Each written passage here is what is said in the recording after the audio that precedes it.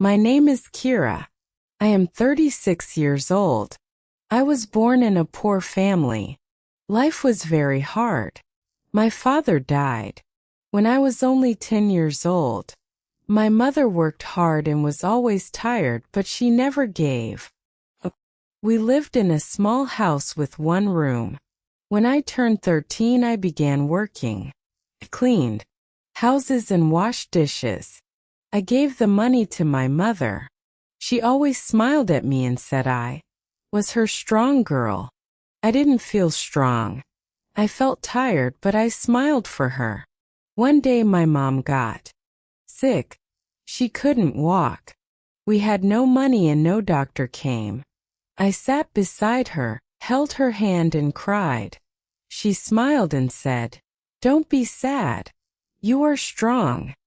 That night she died in her sleep, in my arms.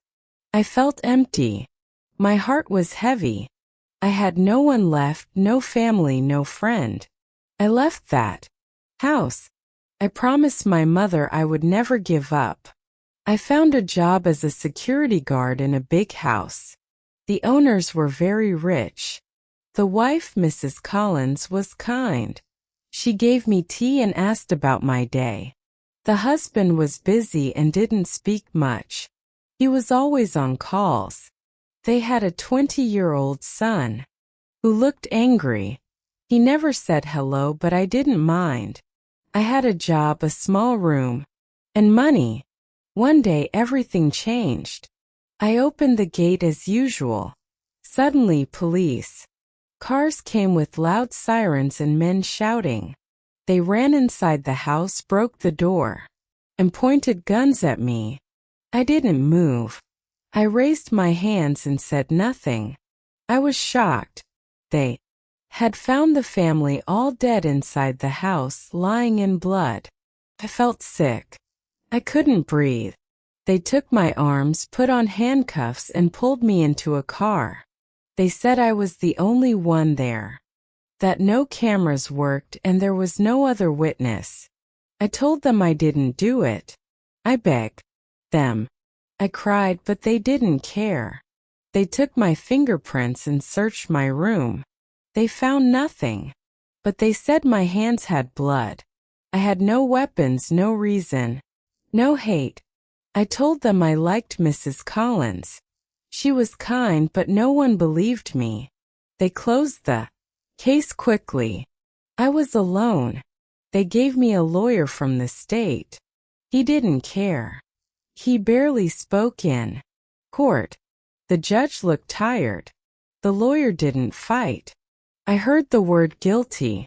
I heard life in prison. I fell to the floor. I was only 23 years old. No one cried. No one shouted. No one cared. The guards took me. The doors closed. And my new life began. Prison was cold, dark, and full of silence. I sat on the floor and cried until I had no more tears.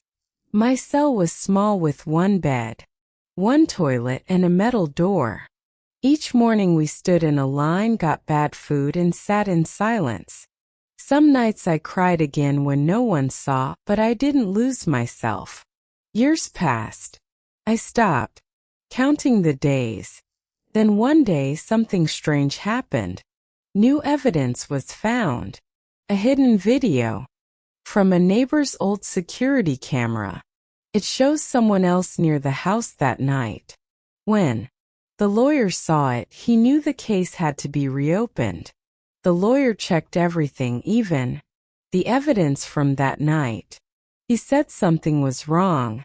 It took months with many papers, many meetings. But after 12 long years, they found DNA on the broken glass inside the house. That DNA wasn't mine. It was someone else's. Someone the family knew. They ran the test, matched it with names, and found the truth. A friend of the son, he had problems with drugs and money. He was close to the family. After the crime, he disappeared, changed his name, and moved away. After 12 years, I was finally free. I stepped outside for the first time in years. No one waited for me. No family, no friend. I had no home, no phone, and no money. I saw a small bakery. The woman inside looked kind, so I said, "Please, I'm hungry. I have no money." She looked at me for a second, then gave me a small piece of bread and water. I thanked her. I walked to a park, looked for work, and asked people if they needed help. Most said no. Some ignored me. But then an old man said, "Come here. You can help me." He cleaned the park every day. He gave me a broom and showed me how to clean. We cleaned the park together. He gave me a sandwich and some coins.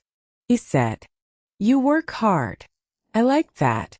Come tomorrow again." And I did every day for weeks cleaning. One day, she told me about a small group of people who meet to help each other. He took me there. I met other people who had a hard life like mine. Slowly I found new friends and people who believed in me. They helped me find a new job and a place to live. It wasn't easy.